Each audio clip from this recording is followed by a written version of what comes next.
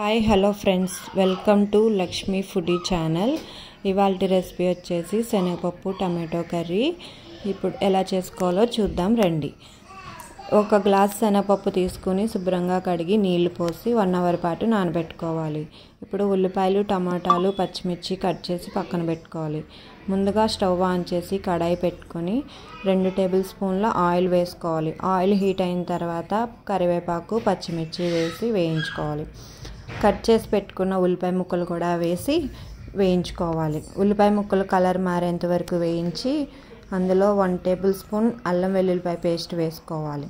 అల్లం వెల్లుల్లిపాయ పేస్ట్ పచ్చివాసన పోయేంత వరకు వేయించుకొని కట్ చేసి పక్కన పెట్టుకున్న టమాటా ముక్కలు కూడా వేసుకోవాలి. టమాటా ముక్కలు వేగిన తర్వాత కొంచెం మెత్తపడిన తర్వాత నానబెట్టుకున్న శనగపప్పును కూడా అందులో వేసేసుకోవాలి. శనగపప్పు కొంచెం మగ్గిన తర్వాత 1/2 టీ స్పూన్ పసుపు, 1 టేబుల్ స్పూన్ కారం, 2 స్పూన్ల సాల్ట్ వేసుకోవాలి. వేసుకుని బాగా కలుపుకొని కొంతసేపు మగ్గనిచ్చి 1 గ్లాస్ వాటర్ వేసుకోవాలి.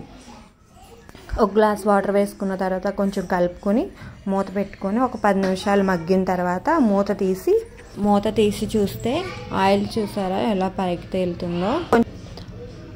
వాటర్ మరుగుతున్నాయి.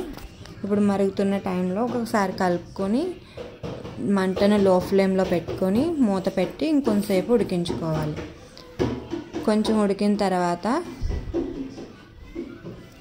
ఇప్పుడు అందులో కొంచెం గరం మసాలా, కొంచెం కొత్తిమీర తరుగు వేసి కలుపుకోవాలి. కలిపిన తర్వాత మూత పెట్టి ఇంకొంతసేపు మగ్గబెట్టుకుని కూర దగ్గరికి అయిన తర్వాత ఒక బౌల్లోకి తీసుకొని కొత్తిమీర వేసి సర్వ్ చేసుకోవాలి.